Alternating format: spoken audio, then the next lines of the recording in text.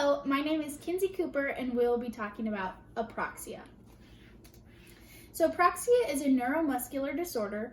People who are affected by apraxia have the inability to perform learned and even familiar movements on command. So the desire and capabilities are all there, but that person cannot execute the act. There are different kinds of apraxia. Oral apraxia affects the muscles of the throat, soft palate, tongue, and cheek for non-speech purposes. So limb apraxia would affect large muscle groups such as hands and legs. And then finally, apraxia of speech is when a patient has difficulty initiating and executing the movement patterns necessary to produce speech, but there are no paralysis, weakness, or discoordination of the speech patterns. So specifically childhood apraxia of speech, children who have sustained head injury and brain infections may acquire CDIS as they start to develop their speech and language skills. Complex neurobehavioral disorders is genetic syndromes and metabolic disorders.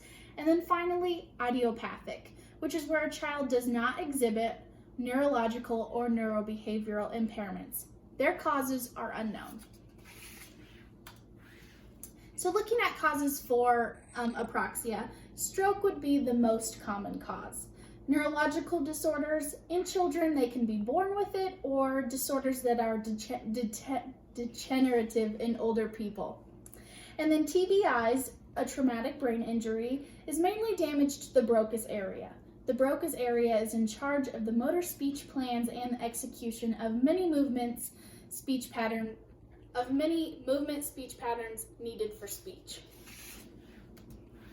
And then looking at some symptoms, we look at slower rate of speech, distortion of sounds. Words can be recognizable, but they may add sounds throughout a word or replace sounds.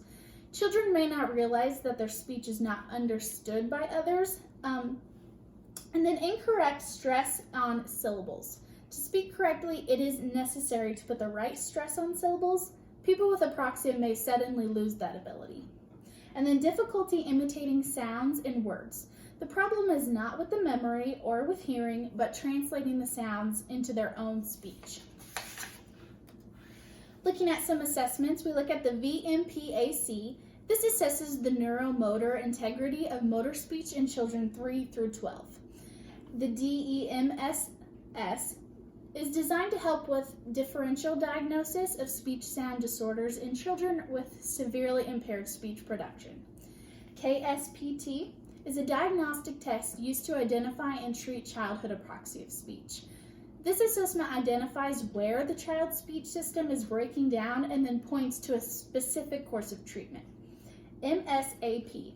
This can be administered to all ages. This provides information of speech and voice status using acoustic methods. And then finally, intervention. I would say that the most important goal is functional communication, especially if that patient has severely limited speech intelligibility. Any improvement in intelligibility of speech increases that client's potential for social communication. So while working towards those goals within therapy, clinicians may choose to use augmentative or alternative communication, such as communication boards. Now they will target the speech skills, and the clinician will facilitate the correct production of sounds. The client can imitate the clinician, or a model would be provided for them. So during therapy, the patient is provided with a multitude of sensory stimulation. The client hears correctly articulated speech sounds, sees the movements of the articulators, and feels the different positions of the tongue, lips, and soft palate when the patient produces different speech sounds and syllables. Today, we learned the definition of apraxia, specifically childhood apraxia, causes, symptoms, the goals of assessment, and intervention of promoting functional speech.